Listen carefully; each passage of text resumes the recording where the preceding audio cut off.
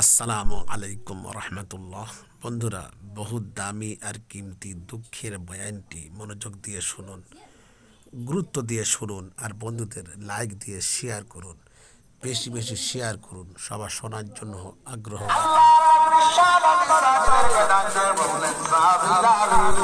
আমাদের মুসলমানদের উপরে কালেমাকে মিটিয়ে দিতে চায়, ইসলামকে মিটিয়ে দিতে চায়, আমার মসজিদকে মিটিয়ে দিতে চায়, কোরআনকে মিটিয়ে দিতে চায়।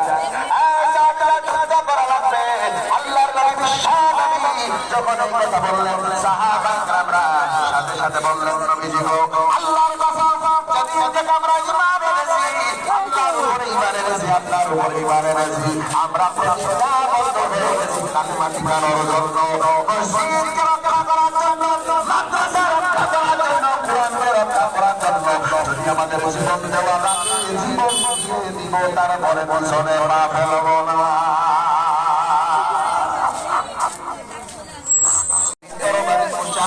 বাড়ি থেকে বেরিয়ে যাচ্ছেন এমন সময় হযরতে জাফরের দুইটা ছোট ছোট বাচ্চা ছিল। দুইটা ছোট ছোট বাচ্চা পিছন থেকে ডাক দিচ্ছে, ও বাবা, তুমি না যুদ্ধের ময়দানে চলে যাও, আমরা তোমার ছোট ছোট দুইটা বাচ্চা, আমরা বাড়িতে আসি একটা বারের জন্য, তুমি দেখা করলে না কেন? তুমি যুদ্ধের ময়দানে আমাদের দেখা না করে চলে যাও। আব্বা গো, একটা বারের জন্য আপনি দেখা করে যান।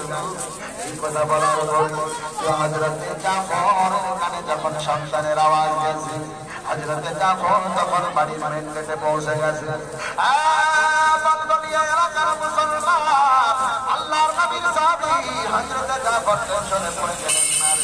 এখন যদি আমার সন্তানের দিকে আমি তাকাতে যাই, আমার সন্তানের সাথে যদি দেখা করতে যাই, তাইলে আমার অন্তরে বড় মায়া লেগে যাবে।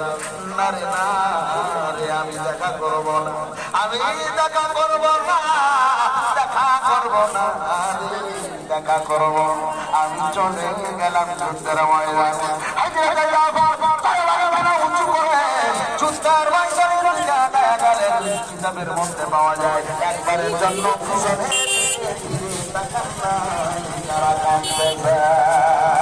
একবার চিন্তার মেরে বলা হবে না বলা।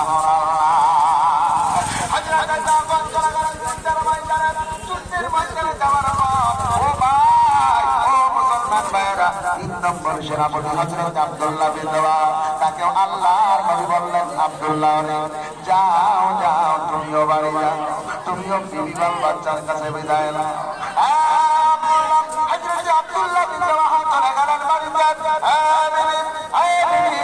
আল্লাহর নবী বিশ্বনবী আমাকে যুদ্ধের জন্য সেনাপতি বানিয়েছেন, মোটার প্রান্তরে যুদ্ধের ময়দানে যুদ্ধ করতে যাবো, আমার বিদায় দাও, বিদায় দাও, আর হয়তো দেখা হবে না। এইবার বিমানের স্বামী গো, আজকে সকাল বেলায় আমাদের বিবাহ মাত্র সম্পন্ন হয়েছে, এখনো আপনি আমার শ্বাস গ্রহণ করেন নাই, আমি আপনার শ্বাস গ্রহণ করে নাই। ও স্বামী গো, এজন্য একবারের জন্য আপনি আমার রুমের মধ্যে আসেন, আপনাকে যুদ্ধে যেতে নিষেধ করবো না, আপনি একটা বারের জন্য ঘরের মধ্যে আসেন। কারণ হলো আল্লাহ তাআলা কোরআনে বলেন, ওয়াতাকু ইয়াওমান লা তাজজি নাফসুন আন নাফসিন শাইআ ওয়া লা ইউকবালু মিনহা শাফাআতুন ওয়া লা ইউখাযু মিনহা আদলুন ওয়া লা হুম ইউনসারুন।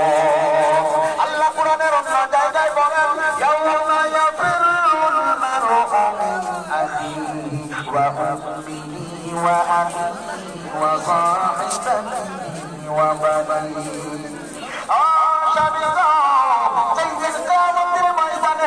কোনো সুপারি চলবে না, কেউ কাউরে চিনবে না, স্বামী বিবিকে পরিচয় দেবে না, বিবি স্বামীকে পরিচয় দেবে না, ভাই ভাই চিনবে না।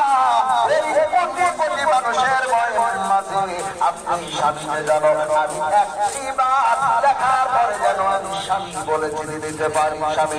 এই জন্য আপনার চেহারা আমি ভালো করে দেখে নিতে চাই। একটা বাড়ি ঘরের মধ্যে আসেন, রুমের মধ্যে আসেন। হযরত আব্দুল্লাহ বিন রাওয়াহা বললেন, না আমি তোমার রুমে যাব না, কারণ আমি যদি এখন তোমার রুমে যাই, তাইলে তোমার রুমে যাওয়ার পর তোমার এত সুন্দর চেহারা, এত সুন্দর চেহারা, আমার এলাকার সব চাইতে সুন্দরী নারী তোমাকে দেখা করে আমার অন্তরে বড় প্রেম জানবে, আমার ভালো লাগবে না যুদ্ধের ময়দানে যেতে। আমি না আর তোমার রুমে যাও না, আমার বিদায় দাও, বিদায় দাও, দেখা লাগবে। বলে মাফ করে দিস, জীবনে আর হয়তো দেখা হবে না, দেখা হলে জান্নাতের ময়দানে। বলে পরিবার নিয়ে বেরিয়ে গেছেন, করে সবাই পৌঁছে গেল, শুরু হয়ে গেল। কি বলবো তার প্রান্তরে বিশাল যুদ্ধ শুরু হয়ে গেল, বিশাল যুদ্ধ শুরু হয়ে গেল। আল্লাহ নবীর বালক পুত্র সর্বপ্রথম নম্বর সেনাপতি তরবারি ধরে কালেমার পতাকা ধরেছেন, আর এক হাতে যুদ্ধের ময়দানে যুদ্ধ শুরু করেছেন। বেঈমান কাফেরদেরকে জাহান্নামে পাঠিয়ে দেওয়ার পর একজনের জায়গার পর্যায়ে তিনি শহীদ হয়ে গেলেন। বেঈমান কাফেররা শহীদ করে দিল। শহীদ করে দেওয়ার পরে মুসলমান আল্লাহর নবী সাহাবী হযরতে জাফর, আল্লাহর নবীর চাচাত ভাই জাফর, তিনি তাকায় দেখলেন না হয়তো সাত শহীদ হয়ে গেছে, দাঁড়িয়ে থাকা যাবে না।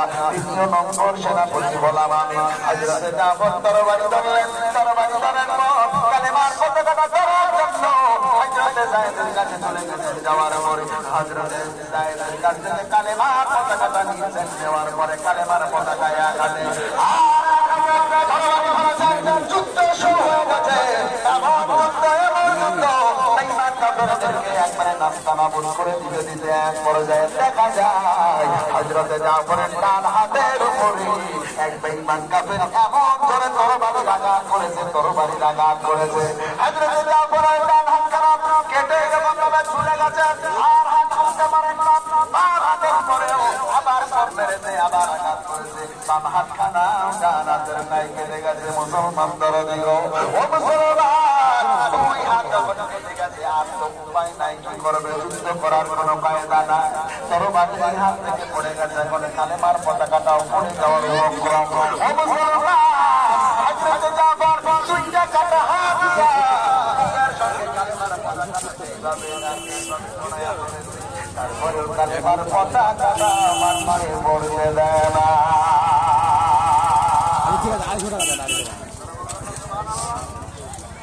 ও মুসলমান, হযরতে জাফর তিনি যখন কাটা হাত দিয়া পাগলের মতো যখন কালেমার পতাকাটা ধরে আছে, ঈমান কাফেররা সহ্য করতে না পেরে হযরতে জাফরকে মাটিতে ফেলে দিয়েছে।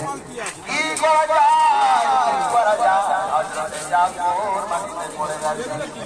এবারে নম্বর সেনাপতি হযরত আব্দুল্লাহ বিন রাওয়াহা তিনি চিন্তা করলেন, না না, করা যাবে না।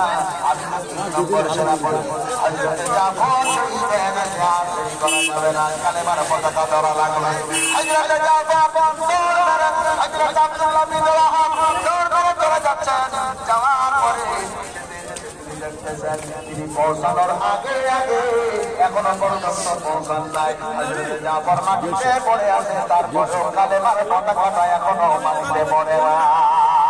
শহীদ হয়ে গেছে, তারপরেও কি আমার কালেমার পতাকা কেন মাটিতে পড়ে নাই? টেনশনে পড়ে গেছেন আব্দুল্লাহ বিন রাওয়াহা দৌড় ধরে চলে গেছে। যাওয়ার পরে তিনি দেখতেছেন হযরতে জাফর এখনো শহীদ হয় না, এখনো শহীদ হয় না। হযরতে জাফর হযরতে আব্দুল্লাহ বিন রাওয়াহা কাছে গিয়া দেখেন কালেমার পতাকাটা এখনো পর্যন্ত হযরতে জাফর ধরে আছে। ধরে রাখার ধরনটা কেমন ছিল? ও মুসলমান, হযরতে আব্দুল্লাহ বিন রাওয়াহা তিনি বলতেছেন, আমি পৌঁছালাম, পৌঁছানোর পরে দেখলাম হযরতে জাফর তিনি মাটিতে পড়ে আছেন ঠিকই, কিন্তু উপরের আর ভিতরটা কালেমার পতাকাটা এখনো পর্যন্ত কামড়ায়া উঁচু করে ধরে রেখেছি। তারপরেও কালেমার পতাকাটা আমার মাটিতে পড়ে দেবে না।